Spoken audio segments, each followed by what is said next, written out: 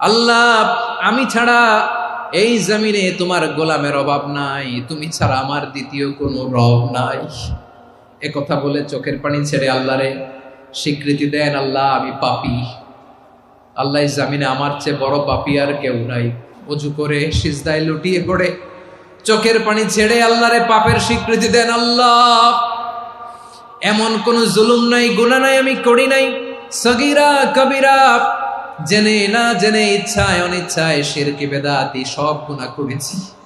আল্লাহ, আকাশের নিচে জমিনের উপরে আমার চেয়ে বড় গুনাহগার আর কেউ নাই।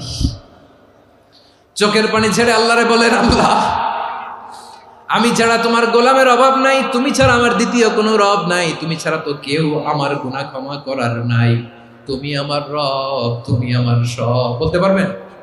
এই তাকরীর আমার পটুয়াখালীর ভাইয়া, এই স্বীকৃতিটা দেখতে আল্লাহ বড্ড ভালোবাসেন, কারণ আমরা সবাই গুনাহগার। আমরা সবাই কি?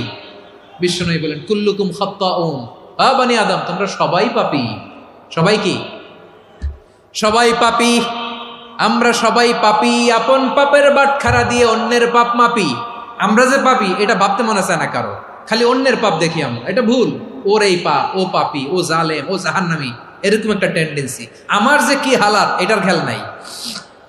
খেয়াল করতে হবে যে আমি সবচেয়ে বড় পাপী, ঠিক কিনা বলেন? পাপ করি নাই এমন কেউ আছি? হ্যাঁ আছি, আছি। কেউ না জানলেও জানে কে আমার পাপের ঘটনা? পৃথিবী না জানুক আমি তো জানি, আমি কি পাপ করেছি হায়। ও আমার কলিজার টুকরা ভাইয়েরা, মাথাটাকে নিচু করে জীবনের সব গুনার ফিরিস্তিগুলো একটা একটা করে স্বীকার করে আল্লাহরে বলেন, আল্লাহ আমি পাপী। আল্লাহ, আমার চেয়ে বড় পাপী এই দুনিয়াতে কেউ নাই। আকাশের নিচে জমিনের উপরে আমার চেয়ে বড় পাপী কেউ নাই।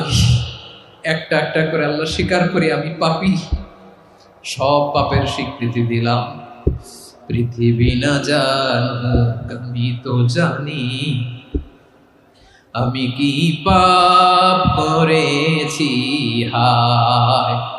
আমার পাপের করলে বিচার, বাঁচার আমার নাই উপায়।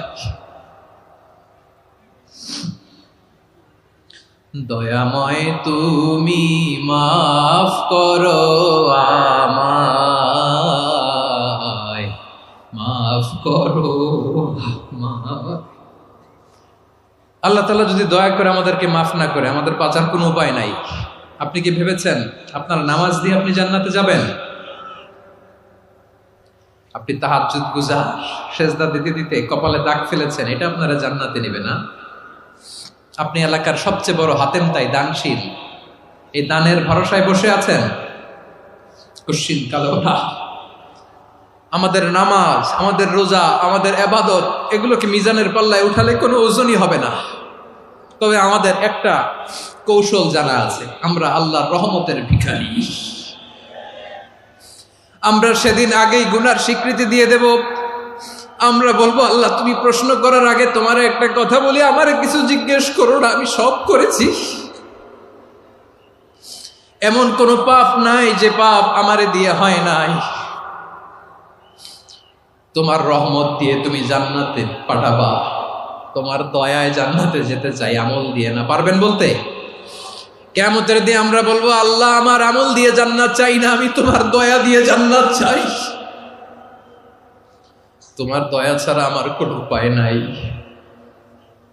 কারণ আল্লাহ যদি বিচার করে, বাঁচার কারো উপায় নাই। আল্লাহ যদি বলে ফেলেন তুই এটা করলি কেন, ওখানে গেলি কেন, কোরআনে 1000 বার নিষেধ করলাম তারপরেও এই পাপে জড়ালি কেন, এরকম প্রশ্ন ছুড়ে দিলে আমার উত্তর আছে? বাঁচার কোনো উপায় আছে? রোজ হাসরে হে আল্লাহ আমার করুণা বিচার, আল্লাহ করুণা বিচার। বিচার চাহি না তব দয়া চাহি, এ গুনাহগার